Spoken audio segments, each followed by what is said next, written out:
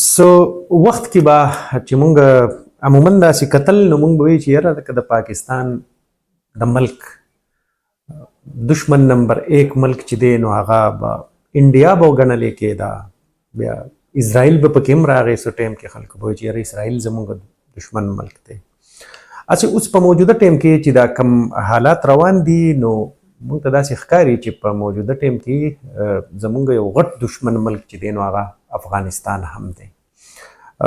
بدقسمتي ده چې دا ملک زموږ گاونډي هم دی، لکه یو زموږ انډیا گاونډي دی. گاوند مطلب دا دی چې زموږ سره پوله ده، او بل طرف ته افغانستان دی، ایران هم دی. خو په دې دوو ملکونو سره خو زموږ تعلقات مونږ ته داسې په ظاهره ښکاري چې دا په روان وختونو کې دا هم سمېدو طرف ته نه ځي. د هغې وجه دا ده چې داسې اقدامات نور را روان دي. لکه پرون د افغانستان حوالې سره یو خبر ماته میلاو شو، او هغه دا کوم نوی نه دی، خو د کوم ځای نه چې میلاویږي او د کوم ځای نه چې په هغې باندې ډېر زور ورکولی کېږي نو موږ ته دغه اندازه لګي. خبر دا و چې د افغانستان د یوې هم تعلیمي ادارې نه حاصله کړې شوي یا ترلاسه کړې شوي کومه ډیګري چې کومه ده،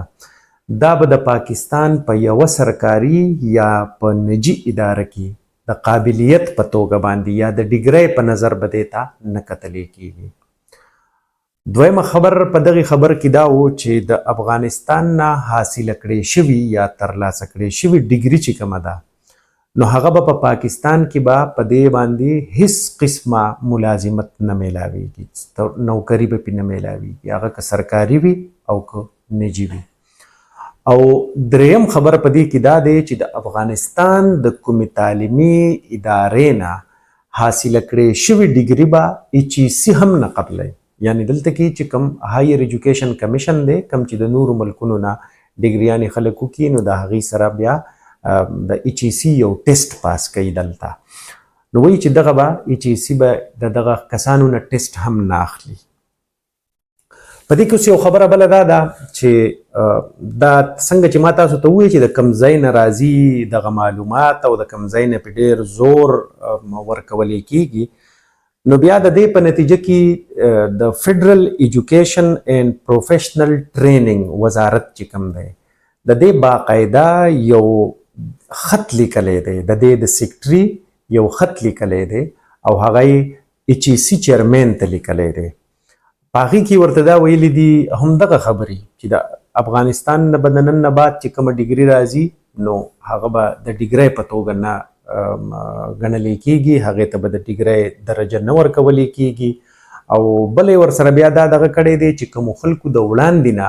د افغانستان ډیګریانې کړي دي نو د هغې دپاره یې په دغه لیټر کې سیکټري صاحب د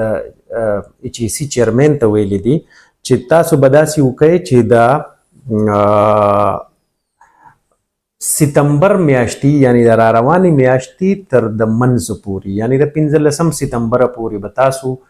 د دغې کسانو دپاره د ټیسټ میکانیزم جوړ کړئ، د دغې چا چې کړي دي د مخکې نه نو د هغې نه به ټیسټ واخلئ چې څوک پاس شو خو هغه پاس شو، که څوک فیل شو نو ختم.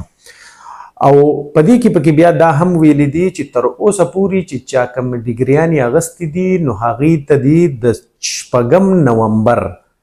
پورې تاسو اکویلنسي درخواستونه تی جمع کوئ، خو د 6 نومبر نه به که اخوا بیا چا جمع کول نو هغه به بیا یعنی قابل عمل نه وي، په هغې باندې هغه بیا تاسو مه انټرټین کوئ. نو خبره دا شوه چې تر اوسه پورې چا ډیګریانې اخیستې دي هغې له دغه ټایم ورکوي چې د 6 نومبر پورې تاسو زر اکویلنسي دپاره درخواستونه ورکوئ چا چې د افغانستان نه ډیګریانې اخیستې دي. او بس دغه تاریخ تیر شو نو بیا به د بل چا هغه مه انټرټین کوئ. او دویمه خبره دا ده چې که اوس څوک کوي او افغانستان ته ځي او هغې ډیګریانې اخلي نو هغې دې هسې کړاو نه کوي، ځکه چې دلته کې د ملک چې کوم اختیار د چا په لاس کې دی نو هغې وایي چې وروره نور مونږ د افغانستان نه ډیګرۍ ته تیار یو، نه یې د ډیګرۍ دپاره په دغه ډیګرۍ باندې نوکرۍ ورکولو ته تیار یو، نه دغه ډیګرۍ ته مونږ د ډیګرۍ په نظر باندې ګورو. بهرحال دغه هغه خبر و کوم چې زمونږ یو شمیر ډاکټران چې دي نو هغې افغانستان کې هغه د ډاکټرۍ د سبقونو وې ډیګریانې واغستې نو د هغه د پوری دغه خبر چې دی نو دغه اړه لري هغه باید تاسو دا چې کوم مرګري نو چې هغه سره دغه خبره شیر کی دغه یو درخواست چې دغه یو خط چې دی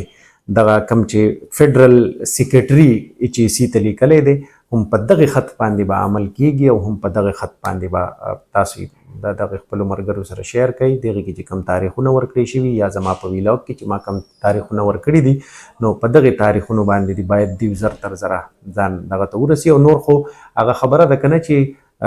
د انډین مووی یو ډیر مشهور ډایلاګ دی چې اب भगवान की कृपा ही बचा सकेगा जब ठाकुर साहब फांसी देने पर तुला हुआ हो